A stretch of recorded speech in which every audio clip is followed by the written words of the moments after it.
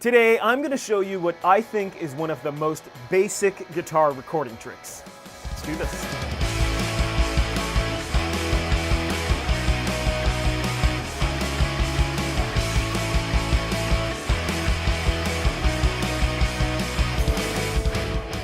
Hey everyone, I'm Pat and welcome back to another video.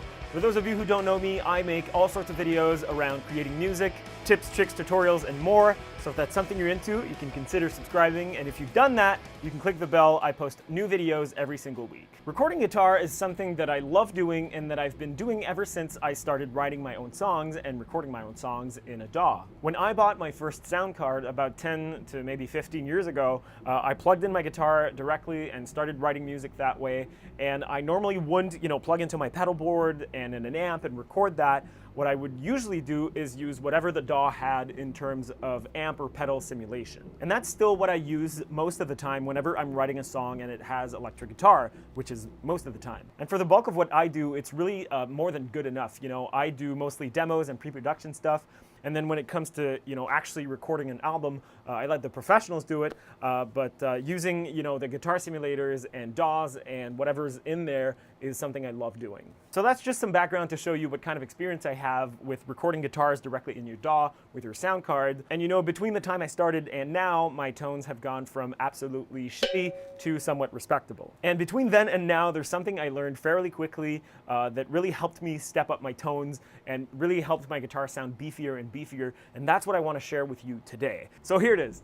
I think you should record every guitar part at least twice, if not 3 times. Let me show you what I mean. So I've got a backing track here that's a mix of a demo I'm working on for the next Horse Dog album without guitars. So we're going to use that as a backing track and record guitars over it.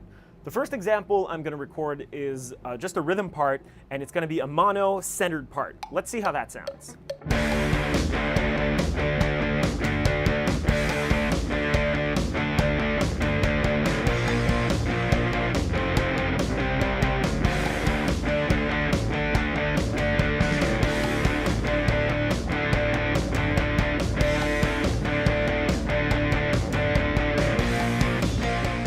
So that sounds okay. It's one guitar part and it sounds all right. But I think it would sound a lot better if you had some sort of spatial feel, I guess that's how I could put it, if it had some kind of stereo feeling to it. And there are several tricks you can do to achieve that, but in my opinion, the best thing to do is to take that part, pan it, and then record another one panned the opposite way. Let me first show you what kind of tricks you can use if you don't have the time or patience to record 2 parts.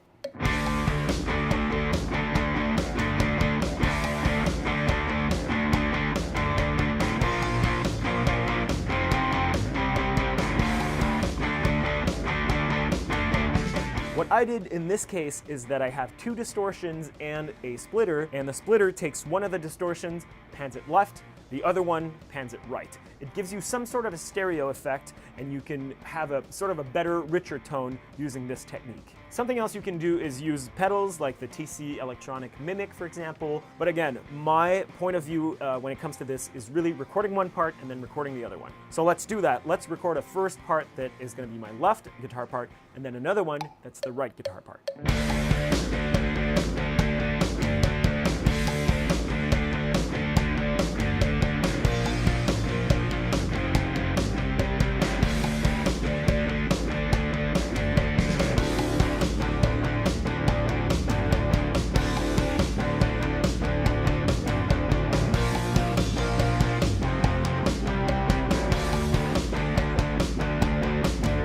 Once you've done that, you can start adjusting volume, EQ, panning. You can also adjust the tone either at the amp level or pedal level, and try and experiment and try to get a really full and rich tone that way. If you want an even bigger, louder, more badass guitar sound, you can also record a center one and have 3 different sounds to play around with.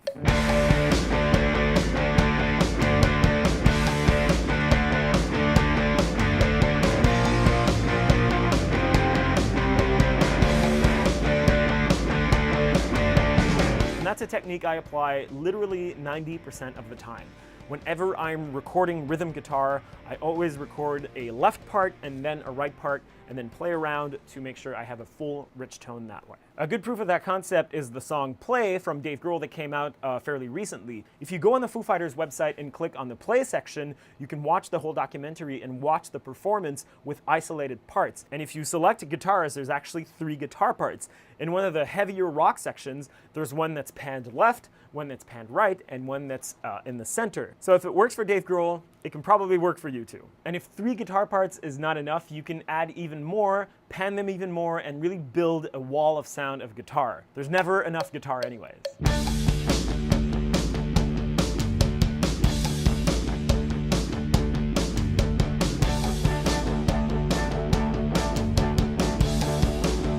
If you dig deep and start looking into this subject, you'll find that there's a lot of rock recordings where there's not just 1, 2, or even 4 guitar parts. You'll find sometimes, 4, 8, 16 tracks that make that one guitar tone on a record.